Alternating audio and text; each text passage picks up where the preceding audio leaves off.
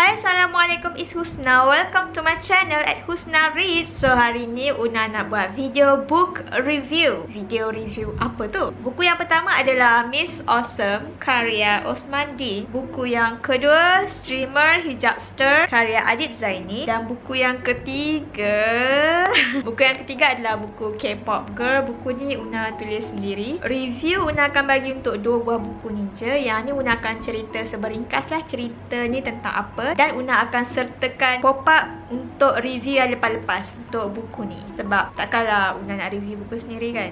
So, it's kind of weird kalau nak review buku sendiri. But Una akan bagi tahu seberingkas lah buku ni tentang apa sebagai ganti review tu lah. Buku-buku ni Una dapat daripada Bookcute. Terima kasih sebab bagi buku-buku ni in exchange of honest review lah. Buku yang pertama, Miss Awesome. Buku ni menceritakan tentang kisah seorang remaja bernama Syuhada. Dia baru sahaja mendaftar ke sebuah sekolah baru iaitu Akademi Usman Awang. In short, Aqua.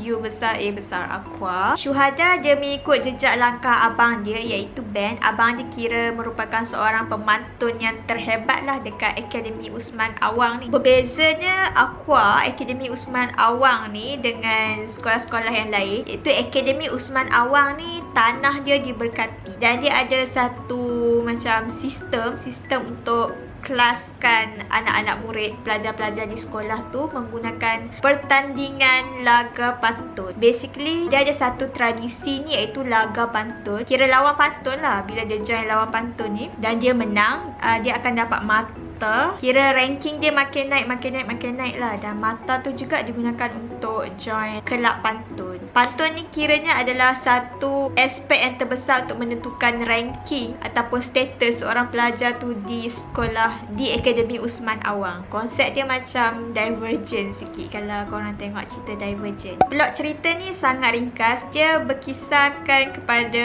game laga pantun tu sahaja. Subplot tak banyak sangat. Basically dia centered kepada laga pantun tu sahaja dan macam mana Syuhada tu buat kawan baru dekat Akademi Usman Awang. Kemudian pertandingan laga pantun tu sendiri daripada awal sampai habis. Apa beza dengan pantun biasa? Laga pantun ni, apa yang dia cakap dalam pantun tu dia akan menjelma dan jadi kenyataan. Contohlah, kalau korang tengok cerita Harry Potter, kan ada satu konsep Patronus kan. Macam dia main wand tu, ada stag, ada deer, ada macam-macam jenis binatang lah keluar daripada wand dia, materialize untuk jadi sebuah objek yang hidup. Kemudian dia hilang. Sangat menarik. Genre dia fantasy adventure. Okay, firstly daripada segi penulisan, Una rasa penulis Osman Din ni dia sangat berpotensi sebenarnya. Writing dia sangat smooth. Nampak setiap scene tu diterangkan dengan detail. Plot dia pun agak linear dan straightforward lah. Dia tak ada subplot sangat dan dia tak ada plot behind the plot. At least tak nampak untuk buku ni. Una macam lebih harapkan yang ada banyak konflik sikit pasal hubungan persahabatan antara Syuhada dengan kawan-kawan perempuan dia ke. Syuhada ni dia adalah watak utama, tapi Una rasa watak yang satu lagi macam watak Hilal. Watak Hilal dengan watak Rain tu lagi menonjol daripada segi emosi. Emosi kat Syuhada ni macam kurang sikit. Padahal itu yang sebenarnya Una harapkan sebab Syuhada ni watak utama kan. Dia punya relationship dengan abang dia iaitu Ben pun nampak macam agak simple. Una harap dia lebih kompleks sikit. Lepas tu literally 70% of this book, Miss Awesome ni, adalah pasal laga pantun sahaja. Macam Una cakap tadi, Una harap lebih banyak feelings dalam watak utama instead of watak sampingan sahaja. Dia terlalu simple untuk sebuah karya fantasi.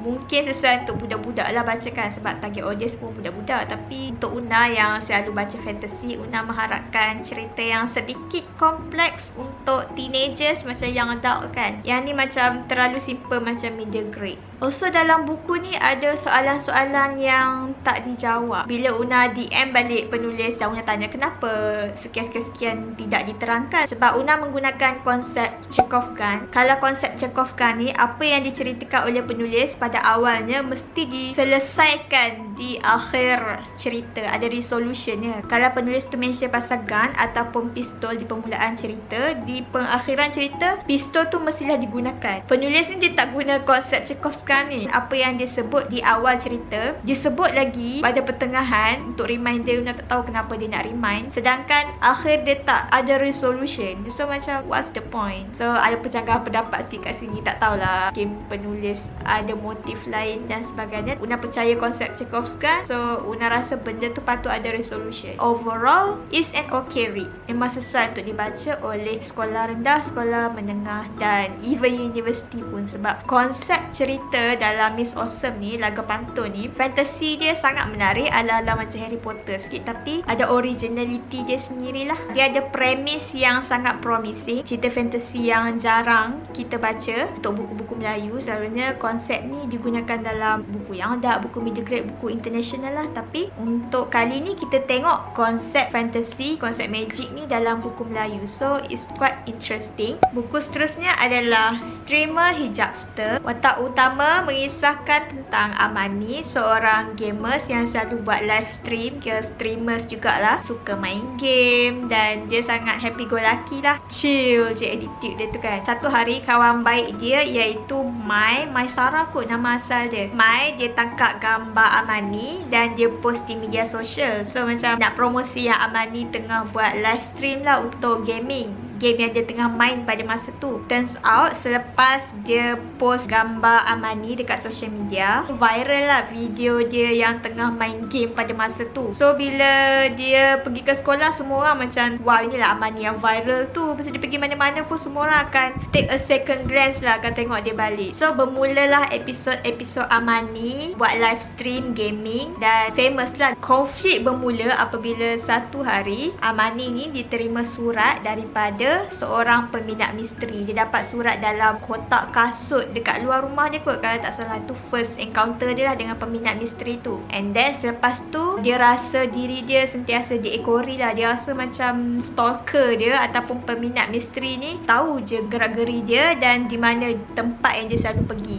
Dia dapat juga gambar-gambar daripada stalker dia ni, yang gambar-gambar tu dihantar di depan rumah dia. Daripada situ Amani dia cuba trace siapakah peminat misteri dia ni. Kemudian ada lagi lah shock elemen di penghujung cerita, suspense dia. Daripada segi penulisan, Adib Zaini memang tidak dapat disangkal lagi lah, sangat pandai menulis. Setiap buku dia sentiasa dinanti-nantikan pun. So Una memang sangat recommend karya Streamer Hijabster ni. Masa Una baca ni memang smooth je perjalanan cerita, smooth je cara dia cerita setiap event apa yang berlaku dan macam mana interaksi setiap watak tu. Una sangat amazed, sangat kagum dengan cara Adib Zaini olah cerita, sebab kita tak rasa macam terbeban ataupun tersekat-sekat pun masa kita baca. Satu pengalaman yang sangat enjoyable.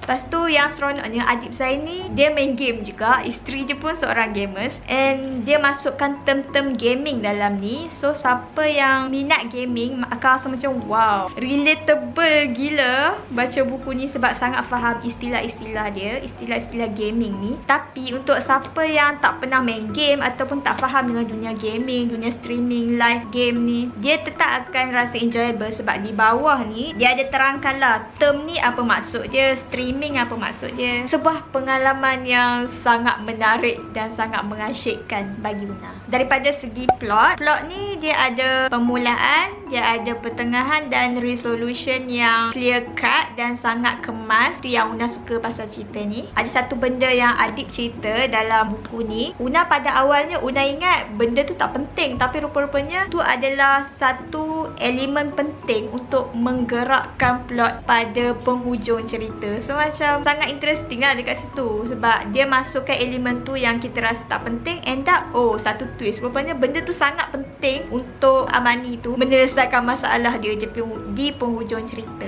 Daripada segi watak, Una memang suka watak utama dan abang dia. Actually agak seimbang tau watak-watak dia. Amani nampak seorang watak yang aktif, dia watak yang independent lah. Kemudian abang dia pun menonjol juga. Selain pada chemistry adik dan abang tu dia ada daya tarikan yang tersendiri lah, yang kanak-kanak dia akan rasa macam oh seronoknya berada dalam kepala otak Amani ni, dunia seorang gamers ni. Dalam buku ni ada konsep crush, so macam mengimbau kenangan masa kita sekolah rendah dah kita ada crush lah. Part crush element tu pun Una rasa disampaikan dengan sangat baik oleh Adib Zaini. So overall buku ni bila baca memang sangat memuaskan. You know, bila kita habis je baca buku ni, Una rasa macam puas dan Una rasa nak baca lagi. Bila Adib Zaini dia boleh buat pembaca dia rasa macam nak selok balik, nak baca lagi sekali, nak menyelami balik hidup Amani, tu adalah satu pencapaian yang sangat bagus sebagai seorang penulis. So ya, buku ni Una sangat recommend sama ada remaja, sekolah, budak sekolah ataupun